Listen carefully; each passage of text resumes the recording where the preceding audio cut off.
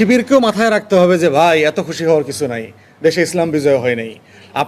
আপনারা দিল্লি উদ্ধার করে ফেলাইছেন, বাংলাদেশ বিজয় করে ফেলছেন, এটা মনে করার কোনো কারণ নাই। ছাত্রলীগের সাথে আতাত করে ভোট পেয়েছে জামাত শিবিরের প্যানেল, এইটা খুবই একটা রং রিডিং হবে। এবং এতে যেটা হবে, এই দলগুলো ছাত্র সমাজ থেকে আরও বেশি বিচ্ছিন্ন হয়ে যাবে। কারণ ছাত্রছাত্রীদের ইন্টারভিউ দেখেন, আমি দেখলাম আপনার টি শার্ট পরা, শার্ট পরা মেয়ে, জিন্স পরা মেয়ে সাদেক কায়েমকে ভোট দিচ্ছে। তো এখন এইটা তো জামাত শিবিরের সাথে তো এটা যায় না, তো তাকে ভোট দিয়েছে কেন?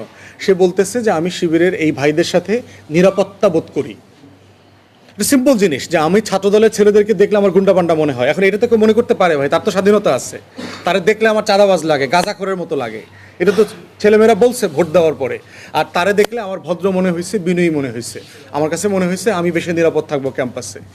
তাহলে এই যে ভোটিং প্যাটার্ন, এই ভোটিং প্যাটার্নের ভিতরে অধিকাংশ প্যাটার্ন হচ্ছে আমি তাকে পছন্দ করি না, তাকে ভালো লাগে না, তাকে আমার নিরাপদ মনে হয় না, তাকে ভোট দিলে ক্যাম্পাস ভালো থাকবে না।